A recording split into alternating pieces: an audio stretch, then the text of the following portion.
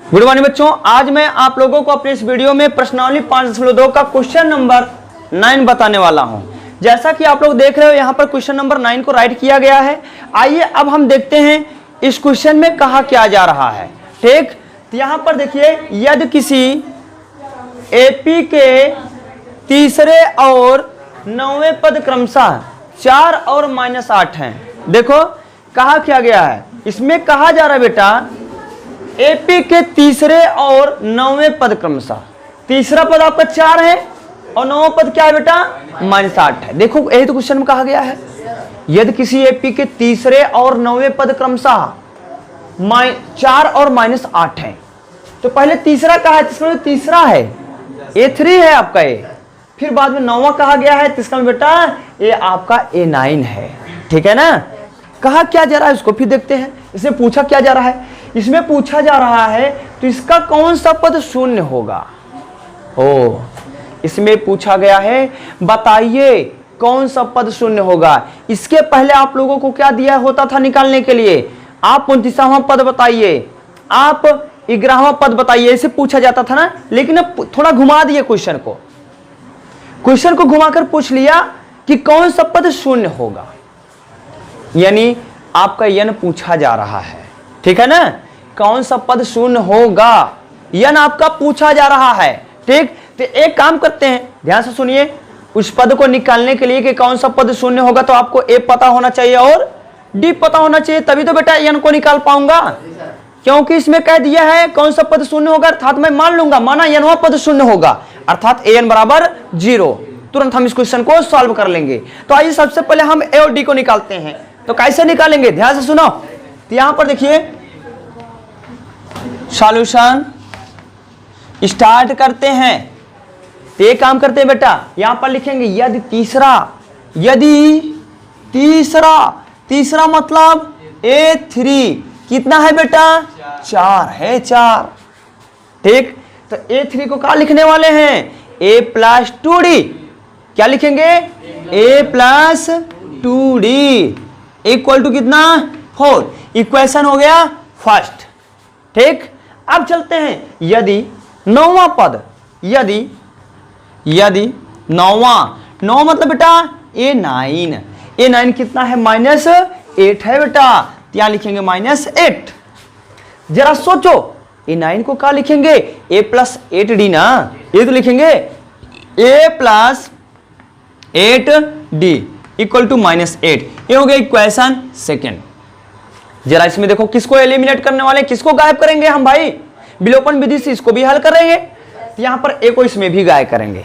तो गायब करने के लिए क्या लिखेंगे, वही समीकरण 1 और 2 को घटाने पर। ठीक, तो यहां लिखेंगे समीकरण 1 और 2 को घटाने पर, 1 और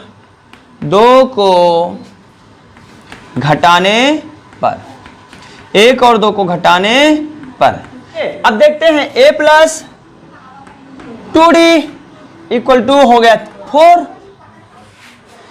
फिर है आपका A+8D, आपका आ गया -8।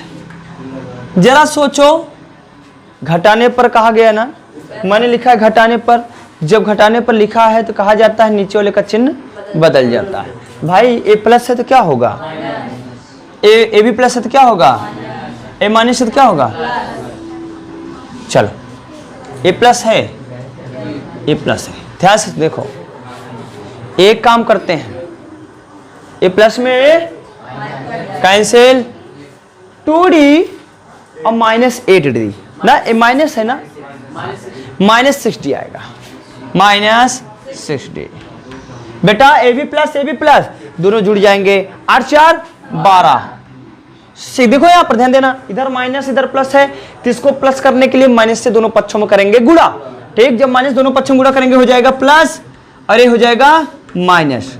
देखो 6 दूनी 12। ठीक है ना। डी कितना आया बेटा, डी आया -2।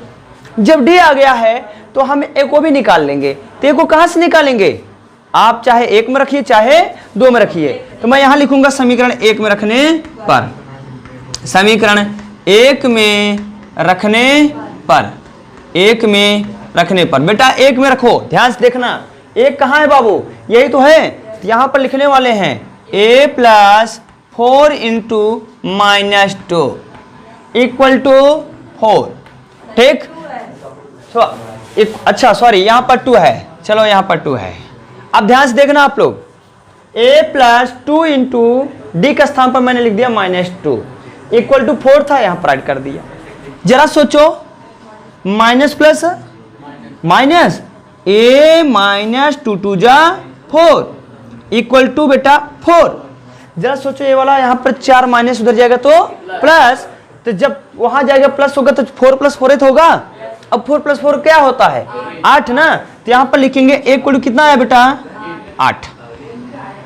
अब ध्यान से सुनो, अभी तक तो हमने a का वैल्यू निकाला है और d का वैल्यू निकाला है। अब हम पता करेंगे कौन सा पद शून्य होगा। तो मैं साइड में हो रहा हूं, आप लोग जल्दी से इसका स्क्रीनशॉट लो तुरंत। हाँ बच्चों, अब आइए, अब मैं चेक करता हूं कि इस एपी का कौन सा पद शून्य होगा। तो इसको सॉल्व करने के लिए हम काम क्या करते हैं, पहले देखते हैं a कितना है आपका 8 है, d कितना है -2 है। तो यहां पर मैं लिख रहा हूं a बराबर है आपका 8, d बराबर है बेटा -2। और एक बात कहा गया कौन सा पद शून्य होगा, मैं मान लेता हूं इसका यनवा पद शून्य होगा। बेटा मैं मान लेता हूं, माना इस एपी का, इस एपी का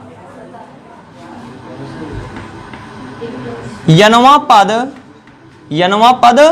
शून्य होगा,